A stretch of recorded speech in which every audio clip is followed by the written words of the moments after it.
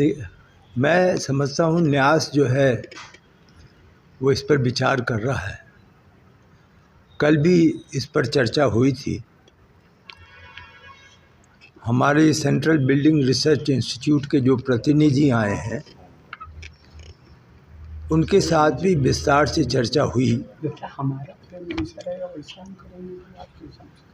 कुछ वहाँ की व्यवस्था के बारे में भी न्यास विचार कर रहा है, जैसे ऊपर चढ़ने के लिए सीढ़ियों पर रेलिंग की व्यवस्था कैसी हो, कितनी लाइनें हों, किस प्रकार से कोई यदि एक दिशा में उत्तर या दक्षिण दिशा में अपनी चीज़ें अपनी वस्तुएं रख कर के ऊपर जाता है तो वह वापस कैसे आकर के उसे लेगा। ये सब प्रशासनिक विषय हैं जो न्यास में श्री चंपत राय जी के स्तर पर विचाराधीन है। मेरा अनुमान है कि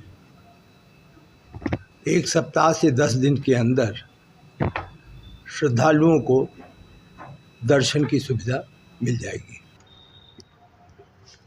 देखिए, एक तो यहाँ पे कि सप्त ऋषि आश्रम है, वहाँ पे तो पहले से ही अब बन गई, वहाँ पर जो पुष्करणी जिसे कहते हैं उसकी व्यवस्था हो गई है।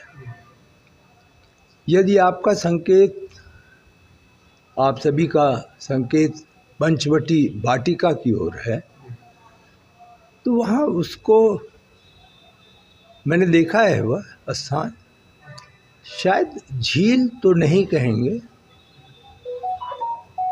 एक तरीके से जो वाटर बॉडी होती है या रिजर्वायर होता है उस प्रकार हम लोग उसे कंजर्व करना चाहते हैं कि जैसा है वैसा ही उसको कंजर्व कर लें, जिससे पशु पक्षी जो वहाँ पर आकर पानी वगैरह पीते थे उनको ये सुविधा मिल जाए।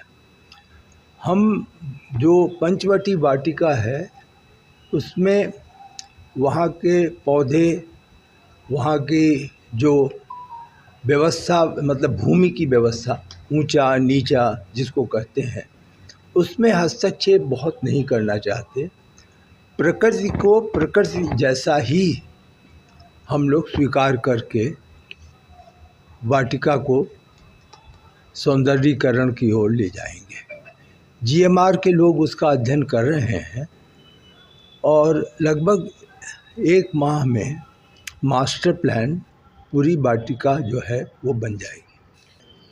कि भूतल पे रामलला हैं, भगवान रामलला, और प्रथम तल पे उनका पूरा परिवार या राम दरबार और उनके सेवक हनुमान जी हैं, और दूसरी तल पे केवल गर्भगृह में ऐसे ग्रंथ जो अपने परिभाषा में रेयर कहलाएंगे और जो भगवान राम से संबंधित होंगे, उसकी उपलब्धि जो भी मिलती है उसको वहाँ पर रखा जाएगा।